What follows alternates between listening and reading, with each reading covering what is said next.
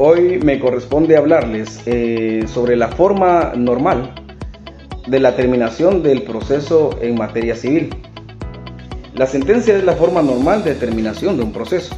La sentencia civil es el acto procesal del juez o del tribunal en el que decide sobre la estimación o desestimación de la pretensión ejercida por el actor con base a conformidad o inconformidad con el ordenamiento jurídico.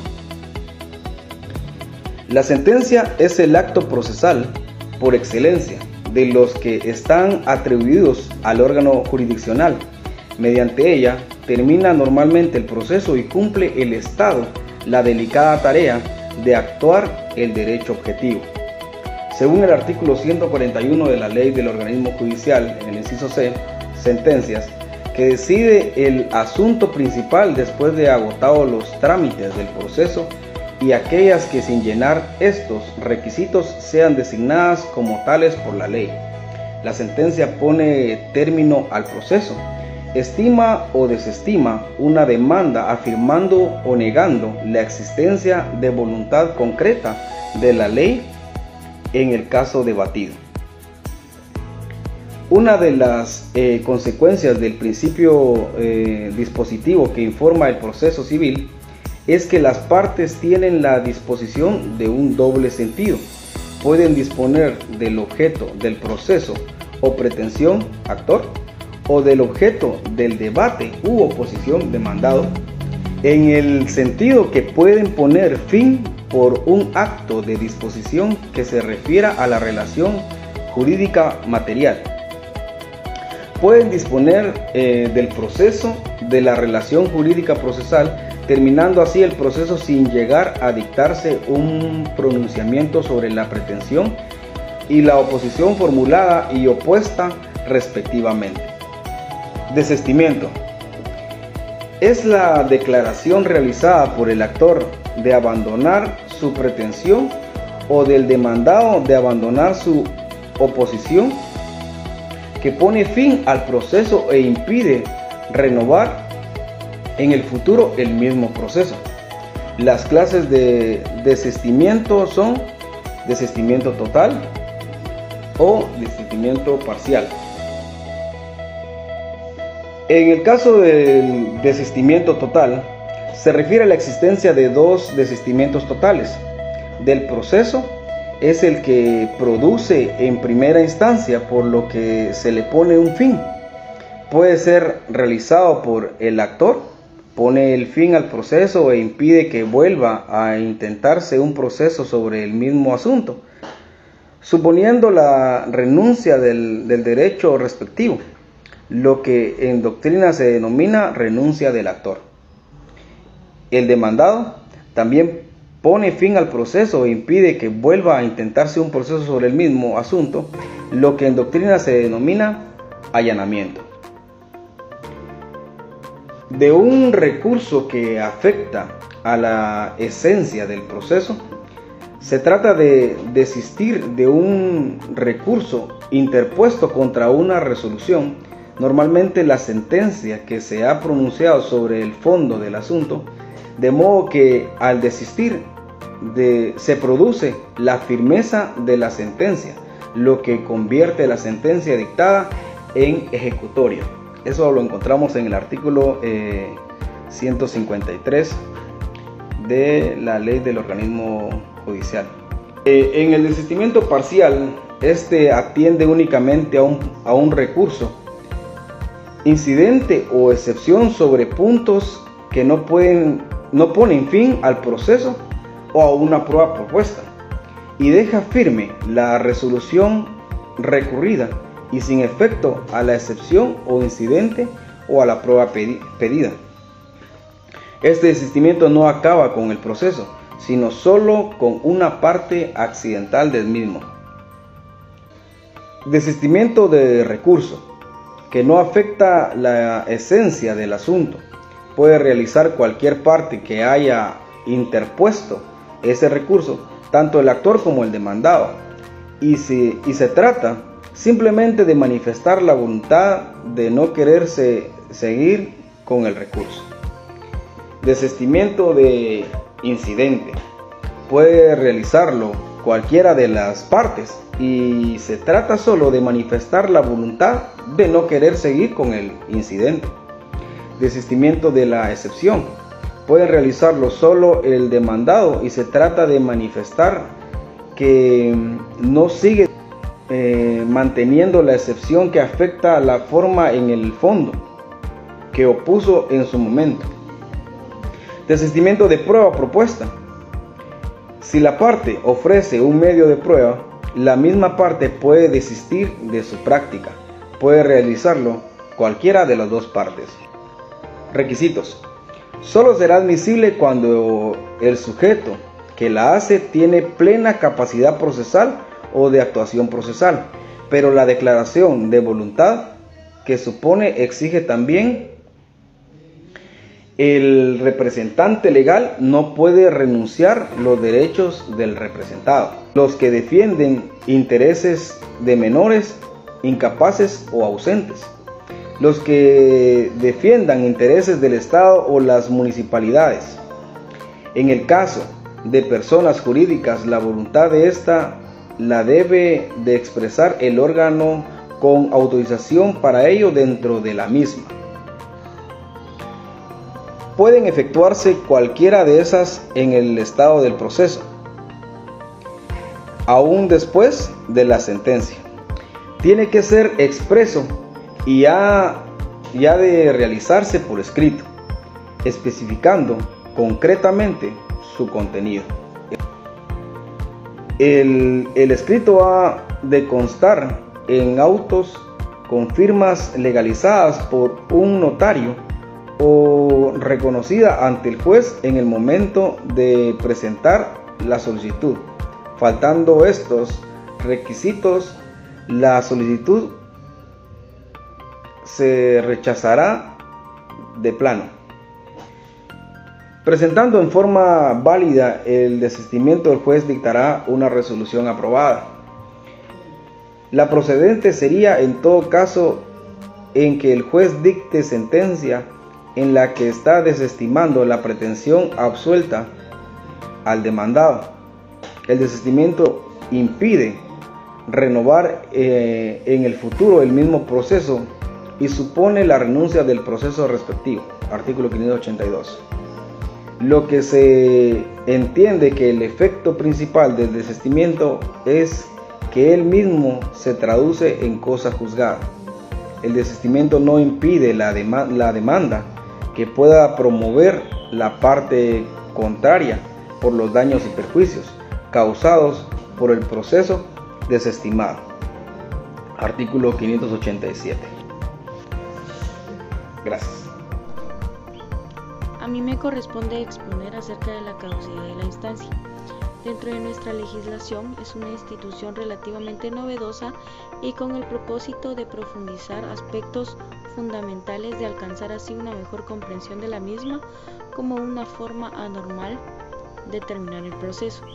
Dicha investigación tiene como objetivo principal analizar la efectividad de la caducidad de la instancia en el Código Procesal Civil y Mercantil, tomando en cuenta que el impulso del proceso es de oficio. Para realizar la presente investigación se ha tomado a bien utilizar entrevista estructurada como también no estructurada. Los resultados obtenidos son los siguientes. Una conclusión general, que es la caducidad de la instancia, que es una institución antigua en el derecho comparado. Es así que se puede observar su nacimiento desde la antigua Roma, Francia, entre otras, en las cuales su propósito era terminar los procesos prolongados indefinidamente, pero su propósito, además de ponerle fin al proceso, era evitar que en los pobladores existiese el odio y la separación entre ellos, es decir, se trataba de obtener la armonía social, la paz social. Por esa razón es que la figura de la caducidad de la instancia ha sido considerada una institución de orden público de intereses generales, pero orientado siempre en el sentido de evitar la separación de las sociedades, haciendo valer principios de fraternidad.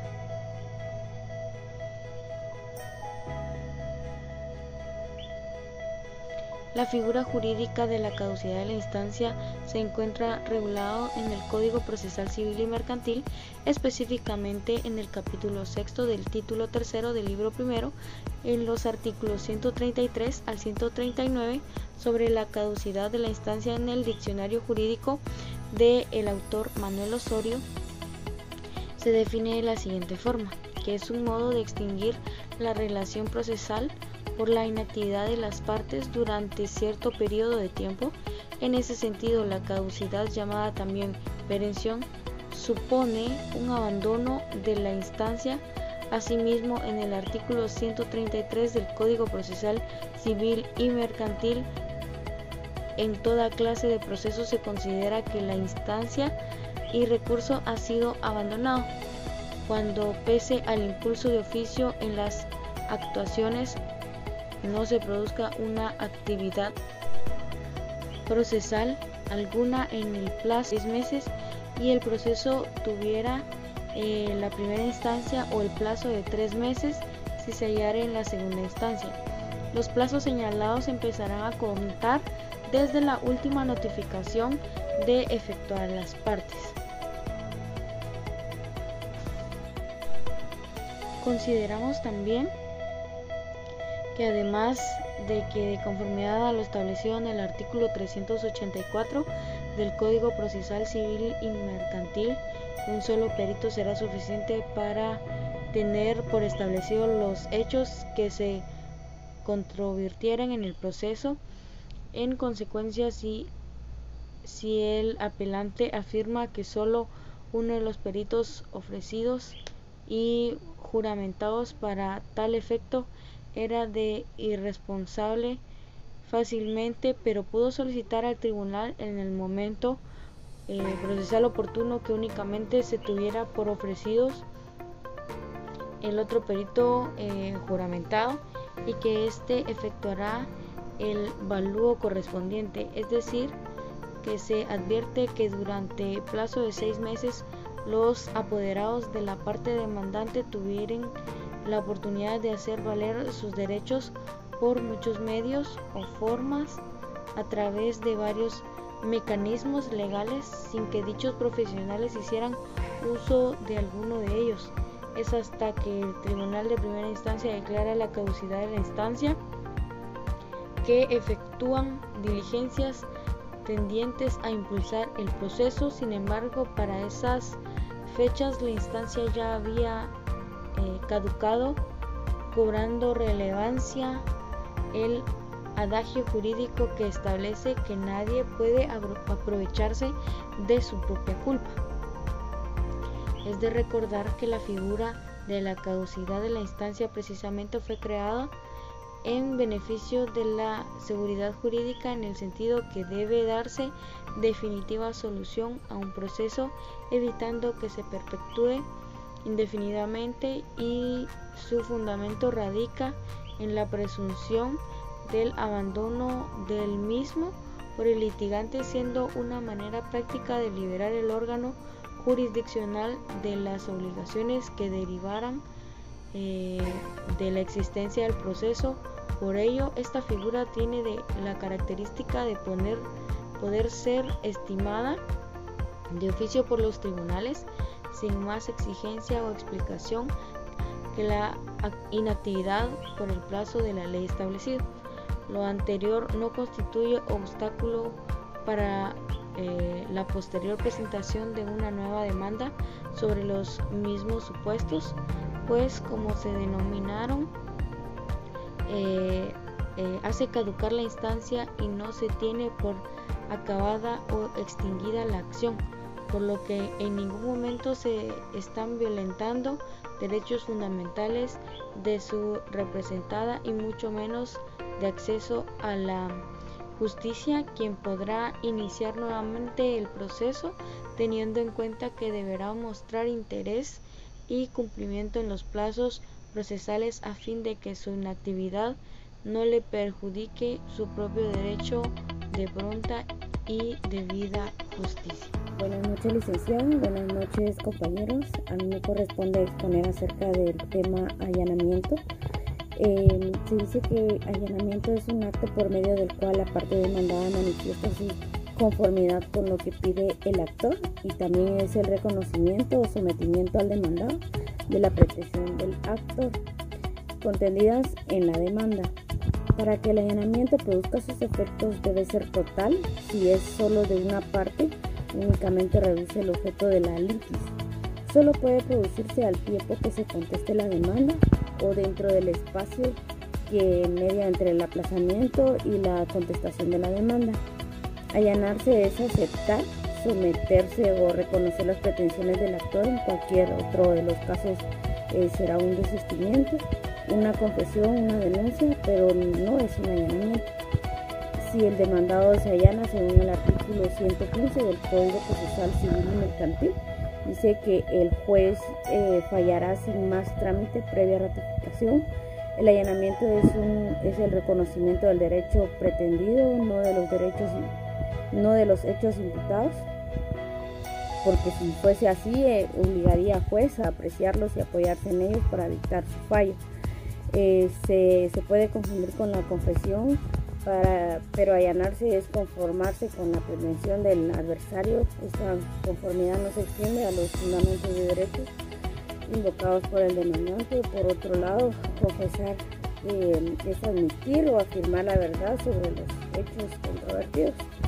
Dice que también el allanamiento es espontáneo y exclusivo del demandado y tiene una sola oportunidad, una oportunidad procesal para manifestar, es decir, la contestación de la demanda, y no es un medio de prueba y debe ser siempre expreso.